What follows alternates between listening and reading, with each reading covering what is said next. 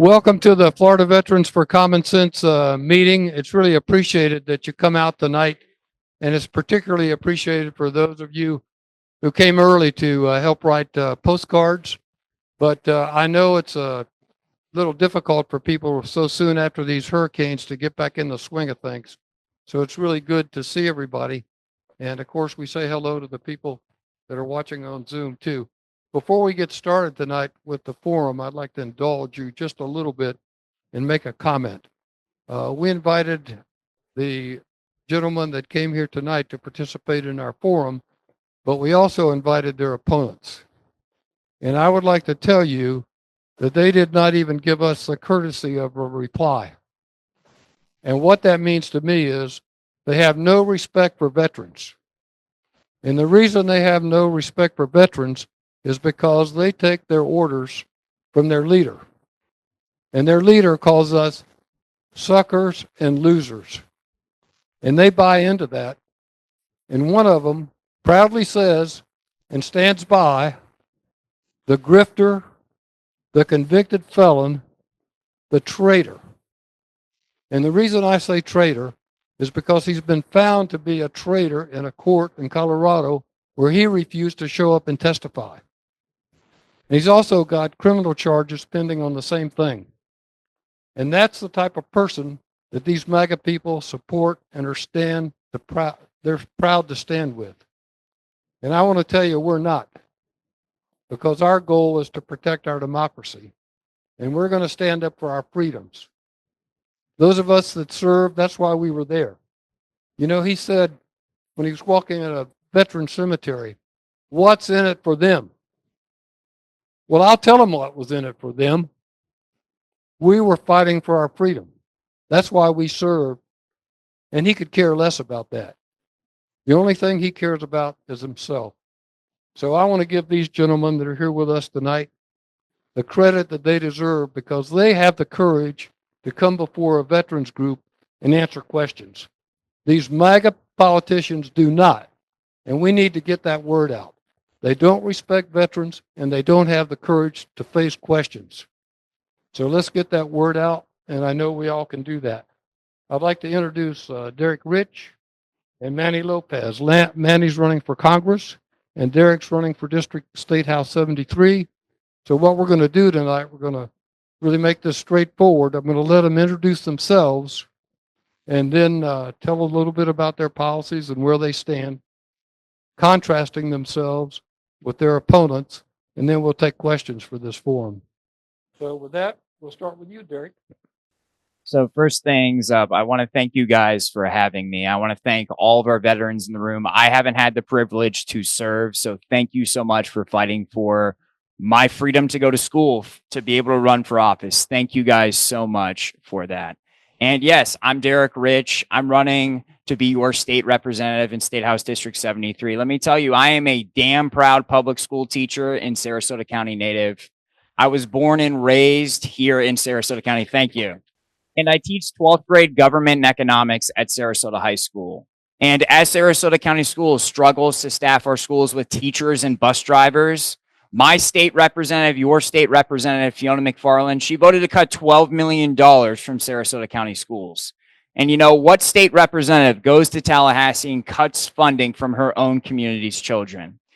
I certainly never intended to be a politician, but when you come after my kids, and that's what they are, my students, my kids, it's personal. And Fiona's 4 years in Tallahassee, public schools have been defunded. The cost of homeowners insurance and housing has more than doubled in Sarasota County and throughout Florida. And women have lost their most basic fundamental right, and that's the ability to make their own decisions about their own body. I'm running to be your state representative to fully fund our public schools, to actually address the insurance crisis that is hitting this state, and to stand up for every woman's freedom to control her body. You don't live in a free country unless you have the freedom to make your own healthcare decisions. I don't have to tell all of you about what it's like to fight for freedom. You guys fought for my freedom. You fought for our fellow Americans' freedom, and I'm just trying to represent that in Tallahassee. So again, thank you guys so much for giving me an opportunity to speak with you. I am Manny Lopez, your congressional candidate for District 17. which is all of Sarasota County, all of Charlotte County, and northern Lee County. My theme is common sense governance with civility, accountability, and principles. And civility is something that's strongly needed in Congress right now. And my opponent, Steube, civility, how can it be civil if he doesn't stand up for veterans, doesn't stand up for the people? We are right now, as you know, and I'm personally experiencing having my home flooded, the need for FEMA and the need for assistance out there. And my opponent has never voted to support FEMA or the Natural Disaster Relief Act. He also hasn't voted. He hasn't voted to support Ukraine at all, and not once. And every time it's come up, it's very sad. It's very, very sad. Reproductive rights is big on my agenda. He is against reproductive rights. He's against many, many, many woman issues that are out there. The environment. I'm a very strong environmentalist. I grew up in an environmental sensitive area. I'm a third generation Key West Floridian. And so the Florida Keys is very sensitive to the environment. The League for Conservation Voters is a very strong national organization that ranks all congressmen for their efforts in the environment. For 2023, they gave Steube a 0 score. You can get 100 if you're good. And there's a lot of people with 80 and 90 scores, and there's a number of them with hundreds. Steube's been in office now almost 6 years. His whole 6-year term, according to LCV, is 3%. He is not an environmentalist. He is not what he says he is. He says he's strong on the environment. He says he's strong for veterans. He voted against the PACT Act. It's he says things, but is not what he says he will do. He's sort of like his big leader, Trump. And he is, whatever Trump is what you will see Steube to be, because he is right alongside of him. Steube is on the extreme right. I am running as a moderate Democrat, which means I am in the middle. And unless you are extreme left or extreme right, we are together in the center on America's team. And that's the team I am on. Steube, on that extreme right, doesn't even work with the Republicans that are left of him towards the middle. He's only on the extreme right. I mean, going to a lot of coffee shops, talking to Republicans, they are very discontent with Steube too, a large number of them. Let's hope it's enough that votes against him. There's enough of them that do not like him. And the question is, will they vote against him? They should.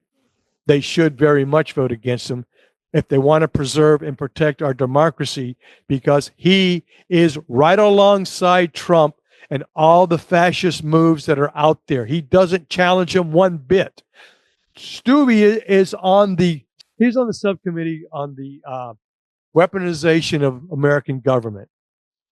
With the things that Trump has been, they're the same. You can interject them. It's the things that Trump has been saying recently about taking down the enemy within, and specifically naming congressmen that need to be taken down by the military, put in jail, and he has even said some should be executed.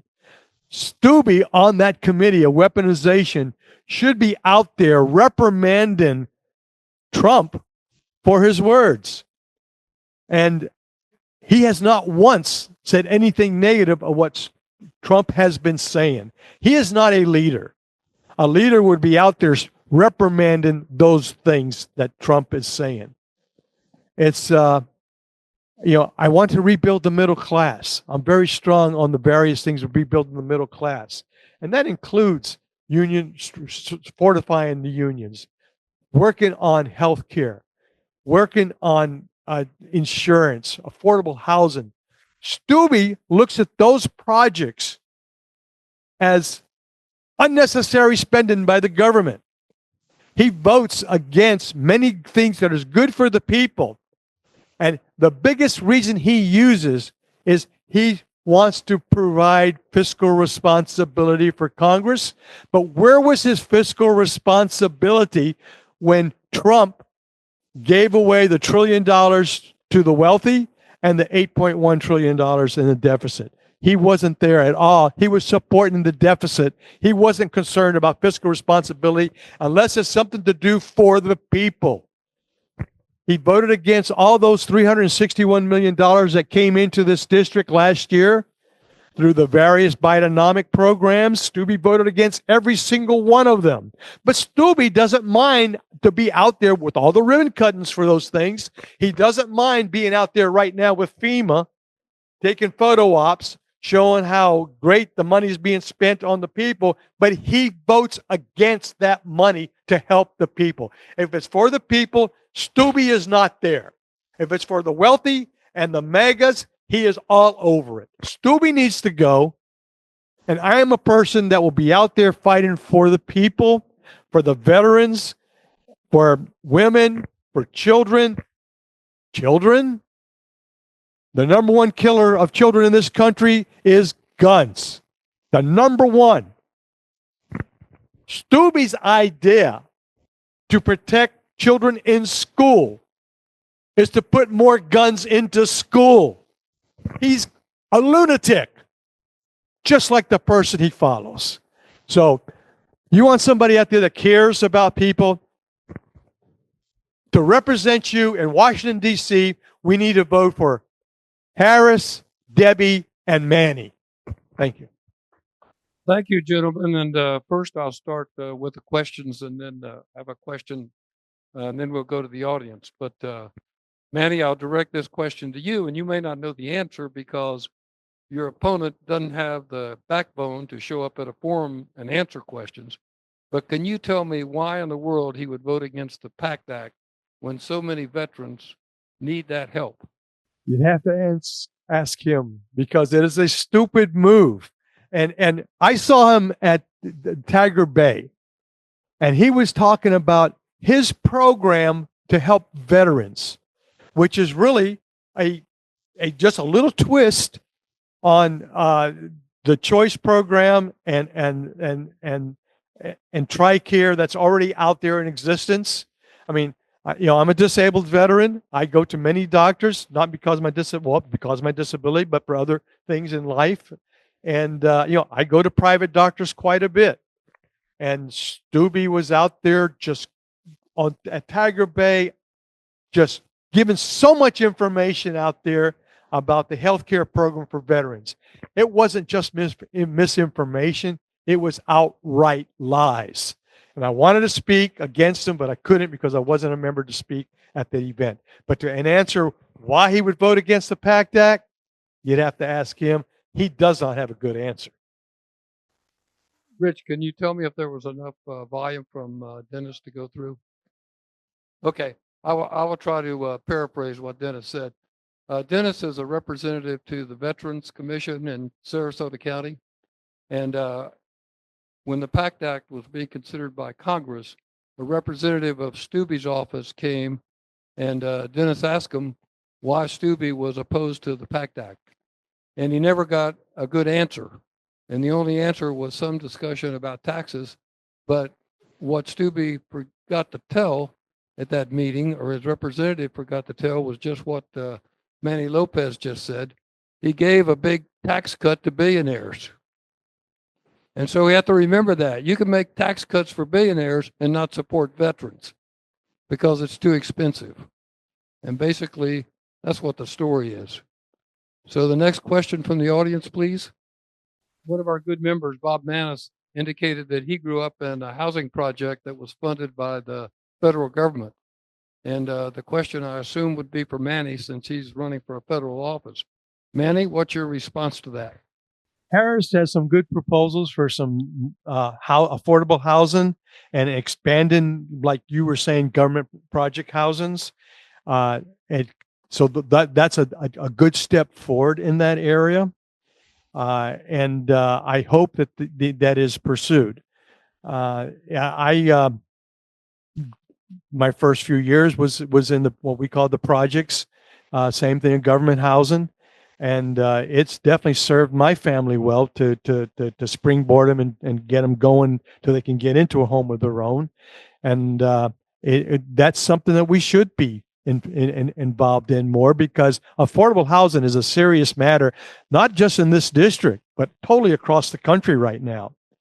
And that is one solution that could be done, but I would strongly suggest that they keep it away from the flood areas, putting those buildings in.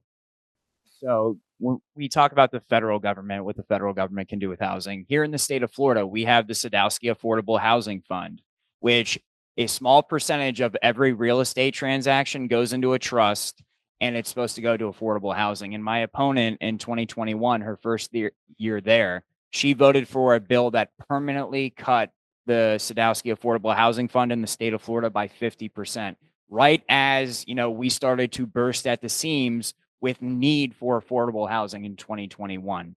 So while there is, obviously the federal government can take the lead there, there are things we can do in the state of Florida to actually address affordable housing. And it's not just by making sure the Sadowski Affordable Housing Fund is funded. I'm a teacher. I make $65,000 a year, and this is a struggle I have. And you see a lot of the new developments we have, a lot of them are for $600,000, $700,000, $800,000 homes. And there isn't a lot of zoning for, 2-bedroom, 2-bath townhouses that maybe are $200,000 that could be starter homes for teachers, firefighters, veterans, servers. And so there is more than one way that we can address affordable housing, and looking at zoning and what we can do is another way we can do it without it costing us any money, and we can increase the supply of housing here locally. Another question from the audience. Yes, sir. Our member's question was for Manny. In Congress, there's a no labels caucus, and our member said that he might consider himself a moderate, but probably the MAGA people would consider him a flaming liberal. So the question for Manny is, would Manny join this no labels caucus, which apparently is a large caucus in Congress, which has Republican and Democratic members? On that moderates comment there, Ronald Reagan would be considered a very far left person with the MAGA people today. It's I do not know that organization, but I am more than willing and very interested in sitting down with anybody that would like to discuss things and try to solve problems, from whatever side they are on. Like I said, I am in the middle as a moderate, and I believe that I'm on America's team in the center politically. And that's where most legislation does take place, is in the center. And Biden did a great job in working on a lot of bipartisan legislation, and I would like to carry that forward. But to do that, it's going to take communication from all sides. And if there's a group out there, like you're saying, that would will work together already, that's a giant start forward, and then just expand from there. But yes, I would be honored to work with that committee. Okay, the next question from the audience, and we'll call on good member David Winkler. The question is for Derek, and the question is, for the public school system, how are charter schools affecting the funding and the other aspects of the public school system? Well, thank you for the question. And this is something that impacts all of us. We want to make sure we have good schools for our kids, and making sure that if we don't have kids in our schools, we have good neighborhoods for those kids to grow up in. And this is an issue that's really important to me as a teacher. And I was speaking with my friend Tom Edwards, our school board member. And so far, because of that voucher bill, Sarasota County Schools has lost $10 million thus far. And what you're going to see is a slow bleed of more and more and more money accumulating. And I'll give you an example. I teach at Sarasota High School, and last year OSHA had to come in and shut down a portion of our building because they found that the CO2 levels were too high, dangerous levels. There were dangerous levels of mold, and our chiller was 42 years old, and my classroom in August and September was about 84 degrees and 85% humidity, so it felt much worse. And kids can't learn in that environment. Now, fortunately, we were able to get about $40 million to renovate that building, but it should have never gotten to the point where OSHA had to come in and do a report on it. And you're going to see more stories like that.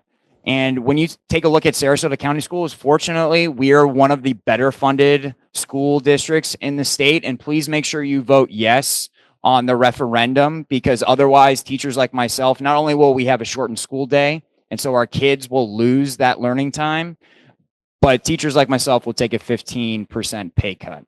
And again, it's going to be a slow bleed, and you're going to see things get worse and worse and worse over time. And you're going to see those things being cut that are vital to students slowly over time. So fortunately, we've been able to stop the bleeding right now. But when you ask me that question in 5 years, it's a great fear of mine, all the things that we are going to have to cut, delay. And it's a big problem in a growing county where you're talking about the new high school in Welland Park costing upwards of $250 million. We're building a K-8 school that's $110 million, two of them. Elementary schools that we have to build are costing $60, $70, $80 million. And we're having to bond that out because we don't have the money to build that infrastructure out.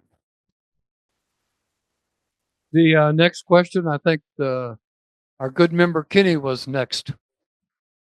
To paraphrase the question, we have a situation where Manny has put out some really good literature about the bills that his opponent has voted against. And the question for Derek is, have you done anything similar? Yeah, so I actually have some in my car, and I'll get you some right after this, and I'll email you guys a list. And I tell the same thing when I go door to door that I tell my students, and it's, I don't care what you say, I care what you do. And I have a list of all of my opponent's votes, whether it's her first session in 2021 where she voted to permanently cut the Sadowski Affordable Housing Fund by 50%. She voted to cut $12 million from our school district. She voted for no exceptions for victims of rape and incest. And most recently in 2024, a lot of the bills that aren't talked about are so important.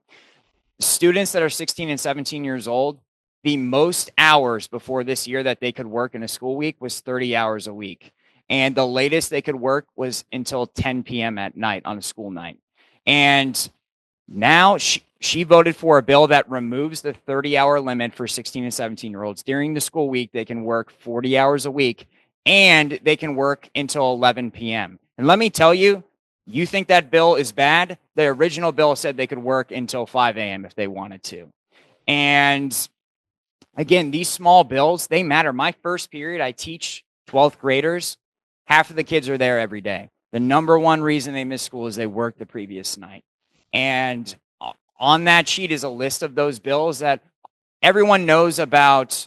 The no exceptions bill. A lot of people don't know she voted to take away time that is specifically set aside for nurses to meet with individuals in nursing homes. She reduced that and allowed anyone not a certified nurse to have those times. And it's small things like that that are what affect us on a day-to-day basis and hit home for all of us. And so I will get you that. I will email you guys that sheet. Absolutely. And Rana has her hand up back in the back, our den mother. The question was, make sure when you look at your ballot that you look at the back of page 2, because that's where the amendment is that Derek is talking about. And so Derek, go ahead. Yeah. So again, I know there are two amendments when it comes to schools. When it's school funding, you vote yes. When it talks about making school board races partisan, you vote no. And the reason that is so harmful, and I can tell you as a teacher, most people maybe don't know this, in Sarasota County, a majority of our teachers are Republicans. And a majority, would say almost all of our teachers are very responsible. I teach economics and government, probably the two most inherently political subjects. Outside of students Googling my name, they would never know how I vote. I always tell my students, I'm here to make you think, not tell you what to think. And it's really important that when it comes to schools, your partisan views should be left in the parking lot. And it should be the exact same way with our school board members. How can we get third grade literacy scores that are so important to those students' future socioeconomic status? How can we get them increased? Not the partisan fights that we're having at the school board. And when you have school boards become political and partisan, the kids fall through the cracks and our kids suffer. And those are kids of Democrats, those are kids of Republicans, those are kids whose parents don't vote. And so if you actually care about the kids, leave the politics at the door and let's start to have the old discussions we used to have at the school board. How can we close the achievement gap? How can we get students who are first generation students going to college like myself? How can we put them in a position to graduate and get them in a position that their family never had a chance to enjoy? And that's what I want to see at our school board meetings. I want to see I want to see like 7 people there and it's super boring because that is how you know we're talking about the real things. I don't want to see the TV cameras there and us talking about someone's personal life up there who has ridiculed and done the absolute opposite of what she's actually done in public. Next question. How? The question is, do either of the candidates know how the early voting is going? And of course, if they have a crystal ball, how it might help. But Derek says he has a comment. So that's a good question. The one thing you can do, you can go on the Supervisor of Elections website and you can see the partisan breakdown of the people that have voted thus far, voted by mail, and have voted early in person. But again, you know, Keith Fitzgerald, Representative Fitzgerald, my mentor, he'll tell you he won this district by winning, 20-30% of Republicans. So just because someone is affiliated in a certain way doesn't mean they're not upset about homeowners insurance. It doesn't mean they didn't cross over to vote in the August primary when it comes to the hospital board. Thank you. So I caution you to just look at the partisan breakdown. Let's just keep turning people out. Let's have those conversations. And then whatever happens at 7 p.m. on election day, we did everything we possibly could. And that's how I'd rather you guys spend your focus rather than, trying to look at polls or trying to look at, who voted. Let's put in the work, know that we did the work. And, no matter what happens, you can look yourself in the mirror and be damn proud of what you're looking at because you did everything possible for the values that you share in this room. Next question, please. Yes, sir. The question is, in Sarasota County, there's more registered Republicans than Democrats. And a lot of those Republicans are member states that they do have brains. And so the question for the candidates is, how do you convince those Republicans to vote for you when they're a registered Republican? And this is a great question. And I try to tell my students the one thing I want them to take away from my class is you can't hate someone because they think differently than you. The great thing about this country, what you all fought for, was the ability for us to have different viewpoints and that being okay. And, we've raised $250,000. Not a penny has come from developers, insurance companies. Over $240,000 of that has come from Sarasota County residents. And many of them have been Republicans. And it's about when you go to the door, I'm not a party person. I'm a people person. I was born and raised in Sarasota County. Majority of my family are Republicans. So it's just like Thanksgiving when I talk to a Republican. And honestly, I don't get frustrated because when you sit there and listen to someone, honestly, I'm telling you, don't just wait to speak. If you listen to someone and you have that conversation, man, they will be so much more open to listening to you, and you can find that middle ground. And I would just say this, when we go door to door, when we call people, I just say, look, I grew up here as a kid. I was born and raised here. Our public schools gave me my chance to be the first person in my family to get a bachelor's degree and get a master's degree. It gave me my American dream. And I'm just running to make sure that no matter if your kids, are in a Democratic household, Republican household, they have that same shot in this county that I did. So I'm fighting to fully fund our public schools because I don't think it behooves anyone to have a representative go to Tallahassee and cut school funding from our community. When we talk about homeowners insurance, I don't care if you're a Democrat or a Republican, look at your insurance premiums. They're increasing. That is an issue that affects all of us. And there are so many issues we can do with mitigation. We can have more mangroves instead of seawalls. In case you guys don't know, if you plant mangroves, it doesn't stop the water rising, but it stops the surge, which prevents so much damage. And that's not a Republican or a Democratic issue. That's an issue that helps all of us. When you talk about making sure we don't build on floodlands that we saw during Debbie, and it, catastrophically hurts so many in our community that are Democrats or Republicans. There are so many, this frustrates me to no end. There are so many issues that affect all of us. And you have politicians that are scared to do what I don't think is a hard thing, which is I'm going to put my party aside. Let's compromise and let's get some stuff done. We're not going to solve all the world's problems, but you can't tell me we can't fix some problems today. And that's not a Democrat or a Republican issue. It's just an American issue. And you see Democrats and Republicans so frustrated. I'm sending you there to go fix some stuff. And that means you're going to have to compromise. You're not going to get everything you want. And, when I go door to door, I'm just fighting for pragmatic issues like homeowners insurance. When you talk about reproductive rights, our district, Trump and Biden tied at 49%. And there are about 8,000 more Republicans registered in our district than Democrats. There are a lot of open-minded people that are just like, I believe in reproductive rights. I believe in solving homeowners insurance. I believe in funding our public schools. So I think it's just having those conversations and listening. And honestly, there's so much more.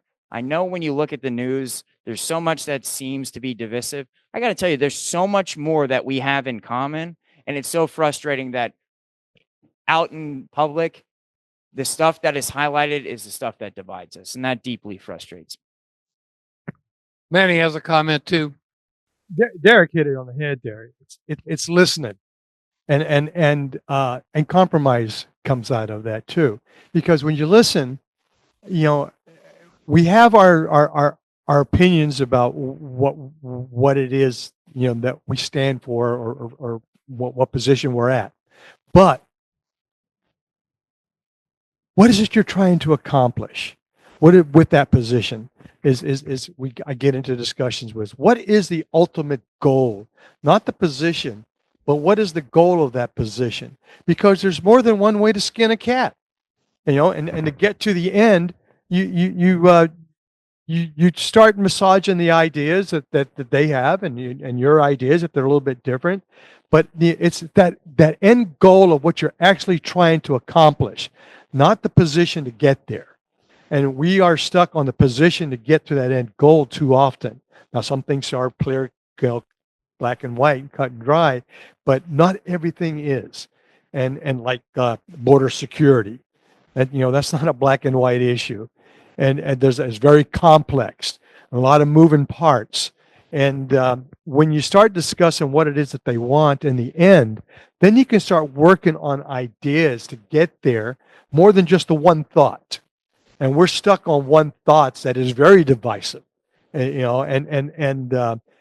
people like Steube, who on his nice weekly, newsletter, he spends a paragraph almost every time with divisive comments. And that is not helpful at all in solving problems. It just makes the problems bigger. So, I take a totally different approach. Like I say, it's not that position. It's what is the objective, and then start working together to that. And it usually comes out a lot more beneficial, less confrontational when you do that. But it takes time, but talking and dialoguing is very, very effective, and closing that gap, or even joining forces. I've had many Republicans tell me that they're going to vote for me because they like some of the things that I'm saying, and even take my campaign signs and put them in the yards because I've gone by and seen them in the yards. So there's a lot of Republicans out there, or no parties, Democrats, that do like to solve and work together to make things work, and that's the way that things to make things go. Find out what it is that they're trying to accomplish, not that initial means to get there. And then we can get together and work on something and work together. And that brings down the resistance. And then you start finding, as you talk to the Republicans and no parties, that, gosh, there's more you can work on together. And then you start, kumbaya, and like I say, in the end, if I can get into a dialogue with them, they say, I like it. Let's work together. They take my signs. They say, I'll vote for you. Hopefully they'll stick up to the words, because I've had numerous people say that from, after we've had a discussion. That was initially would be confrontational most times. But when you work on that common goal, that end result that you're trying to do, it works quite a bit. And Derek has a follow-up. Yeah, I just want to mention one last thing. And anyone who's had a successful marriage in here, or even unsuccessful marriage, you will know that a successful marriage is one that compromises. If you're having one spouse, one partner get everything they want, that's not what a successful marriage is built upon. And that's what this country is. It's a marriage of people of all kinds of beliefs, and we need to make sure we compromise so we're not in a divorce situation. So I just wanted to add that. Okay, are there any more questions from the audience? Yes, Charles. The question was interesting because our good member and hard worker, Charles, indicated that he's already voted for both candidates. But he asked Manny what he's going to tell Representative Jeffries when he gets up to Washington. Speaker Jeffries. Speaker Jeffries will have a lot of support in this district for him and the movements that will be going forward from his leadership. And I will tell him also that it's not just from the Democratic Party. Like I was saying there, once you identify, what it is you're trying to accomplish, and then you work together to get that. So Jeffries will have a support from Democrats, and he'll get support over time with a lot of the no parties and the Republicans as we progressively move forward, reaching those goals that is really the objective, not the means. And I think that's a message I'd like to to convey to him, that he can maybe expound on it better than I can. But it does work. And he would have support out there from, more than just the Democrats. Level-headed, and he does care about people. And that's one of the things that I like, that I know about myself, is that I do care. And care matters a lot. And I come from a caring family. And that's one of the things, the traits and characteristics my family did instill in me as I was growing up. Care about your people that are around you, because that's what matters out there, the people. Wait, one other comment before I forget. There's been a couple talks about insurance and home and the cost of housing. I am very strongly supporting a national homeowners insurance program, which would work a lot towards helping improve that situation. The actuarial numbers across the country work a lot better than working from within a state and fragmenting those numbers within various insurance companies. They work better. The rates can be brought down, and perhaps it would also get the private industries to lower their rates once they see that cost is shared around. Next question. Rich, do you just have your hand up? To paraphrase the question from one of our real rationalists on our board, he brings out a very important position that in Florida, the Republicans have a supermajority. So the question's for Derek, dealing with that supermajority, how can you get anything done?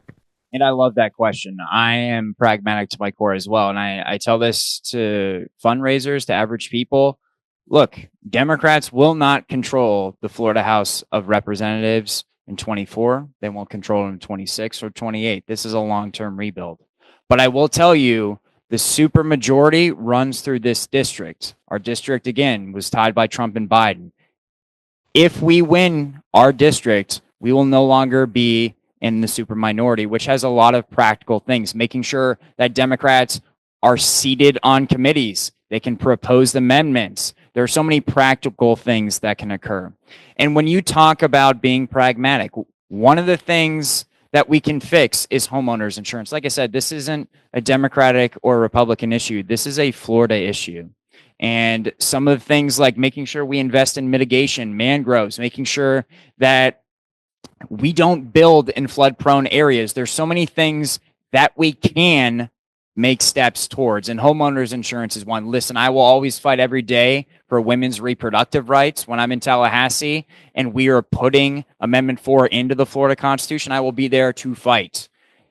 Make no mistake about that. But I will be up there to find common ground because I do want to get stuff done. I'm from this community. I don't want to just go up there and bash my head against the wall. I will do that a lot on a lot of votes. But there's a lot of pragmatic things that we can work on. I'll give you another example. So I teach economics and government. And I believe it was last year, it might have been 2 years ago, the legislature unanimously, Democrats, Republicans unanimously this passed in the state House and state Senate to mandate high school students taking financial literacy course. And that is fantastic. But this is the problem. Because there is no teacher in Tallahassee, I can tell you exactly how that is going to work. The way high schools work is they are afraid of kids failing classes. So any classes that are mandated for them to take, they put them into class freshman year so that if they fail, they can retake it the next year. And I can tell you, I've taught 10th graders, advanced kids in 10th grade, economics and financial literacy. They don't care because they're not paying taxes. They don't have a job. They don't understand. They don't relate to it. And I currently teach on-level students who are in 12th grade. They have jobs. I have opened up thousands of Roth IRAs at this point. I mean, those kids care because it's relatable to them. So that bill that passed unanimously, it's now a bad bill because no one said you need to mandate that this is taught in 12th grade. So there are small steps that we can take when we talk about making bills that are really good, but making sure they're implemented in the correct manner because there's someone who understands how our school system works. And then there's times, like I said, with that bill, when we talked about students on school nights working 40 hours a week, that bill originally, like I said, they could work till 5 a.m. Being there pragmatically to stand up and propose amendments to really bad bills and making them just not great bills. Now, I know that's an awful place to be, but that's a pragmatic situation. If I can turn awful bills into just not great bills, that's a win for the state of Florida in our current context. And I hate to be so pragmatic, but that's where we're at. There are some areas that we can work on, homeowners insurance. There's taking good bills and making sure they're implemented well in our schools, because I have that background. Then there's proposing amendments and making sure that awful bills are just bad and bad bills are okay. Manny, do you have a comment to that? If you come across with the opposite side, if there's, on the extreme opposite side, you don't want to get into confrontation. What you want to do is I like to party, I like to play, I like to have fun. So as I've been talking to the Republicans out there where we've been able to connect, we first start talking about things that are not political. And yeah, in the grind of the daily work, when you're out there in the office or the Congress or whatever, you're going to be combative. But outside of that, we've lost that civility and common ground outside of the work hours in Congress, and finding common ground that is not political. And gosh, you're a Yankee fan, there's something to cheer about. You're a Dodgers fan, there's something to cheer about right now. And or fishing or music or whatever it may be, but not political. Get that common ground in there. Start working on that, and those barriers start falling down where you can start communicating and getting things done more. It's been working for me through the years, and it's been working for me right now in campaigning. And I think in Congress, it would be beneficial approach as well. Any more questions from the audience? With that, yes. Jim Dearman. Our question comes from a Marine veteran in Vietnam. He served in 67, and he was moved from one duty station to another. He got off his helicopter in Da Nang, and there were 100 caskets or more. And it makes him upset, understandably so. And the question is, how can our country even consider electing someone like Trump, who disparages our military and apparently doesn't have an understanding of what veterans have fought for, the freedoms that we all cherish? Is that a fair summary of your question, Jim? Honestly, it's a really tough thing to reflect on yourself as a nation. I got to tell you, in 2015, when he made those comments about John McCain, I mean, as someone who, dodged the draft himself 5-6 times, then to denigrate someone who I stubbed my toe and I can't imagine the amount of pain that I'm in. And for John McCain to stay there and refuse to leave his fellows, I don't know how you could ever make that statement and win the first time, let alone what he then continued to do when he was in France for the World War I, going to a cemetery and saying, I don't get it. Why'd they do it? Listen, I've never served, but I understand why people do it. They love this country. They want to defend our freedoms. And you're right. There is no good answer to that. You really have to reflect on ourselves. How can so many of our fellow Americans overlook? It's one thing to say I agree with his economic policy, and then there's another way to look what he said about our veterans, people who have given their lives for this country. And when you reflect on how do we elect someone who's so morally bankrupt, it's very difficult to answer. You have to reflect on your fellow Americans, people who, by and large, are really good people when you meet them, and reconciling how they come to the conclusion that that's the person they vote for. It's very difficult. And I try never to get frustrated with people. I try to hear them out and listen to them, because that is how you build relationships and you get stuff done. But yeah, it's just very hard. I don't know, because I got to tell you, I'm a moderate Democrat, but let me make it very clear. If any Democratic president or presidential candidate said something like that, and you have Mitt Romney running as a Republican, I'm sorry, I'm voting for Mitt Romney. It's not a question. That's an automatic disqualifier. I care about character more than I do about my taxes. And what do we say about our fellow Americans who do that? I don't know. Manny, do you have a comment? The 100 caskets you saw, those were heroes. Those were patriots. They fought and died for freedoms and rights and democracy. They were not losers and suckers. And how half this country almost is behind Trump is totally astonishing, especially with just that issue alone. And it's sad to see, but I have hope and trust in America, in our democracy, and I believe that we are going to, Trump is not going to be reelected, but it's scary and it's too close it's insane that it is too close, given the things that you just pointed out there. But the loser out there is Trump and Steube, because he and Trump are right alongside each other. And I thought I saw a hand up back in the back. Yes, ma'am. We're happy to say that we have a guest from Colorado, and I may not have caught the name correctly, but was it Lisa? Lisa. And so we're glad to have you. And she has a great question and a great point. She's very concerned about climate change, and she's asking our candidates, what they can do about it. So, as just being one state representative in the minority, let me tell you some of the things I would work on with my Republican colleagues to make sure that we can make a dent. Obviously, when you're talking about the federal level, worldwide, looking at admissions from India and China, those are our biggest problems in the world. But things we can do here locally, it's when you look at what percentage of our energy in this state is renewable, it's in the single digits. Texas, a third of Texas is run off of green energy.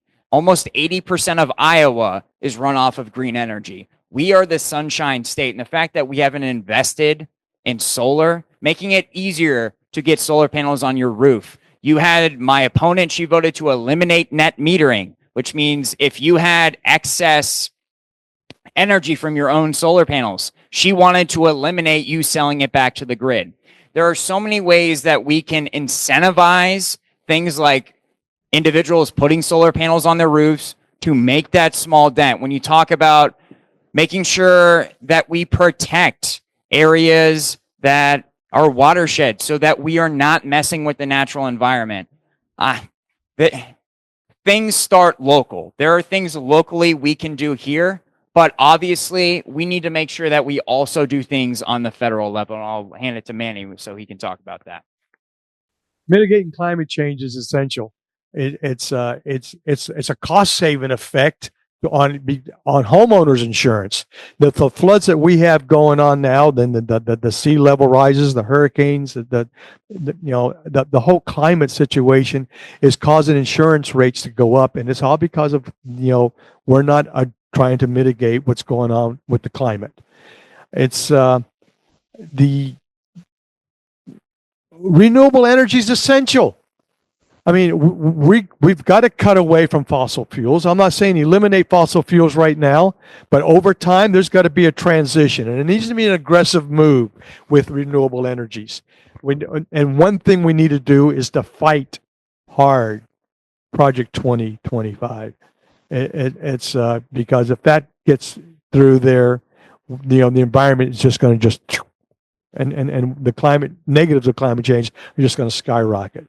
So we have to mitigate it. We have to lower it down.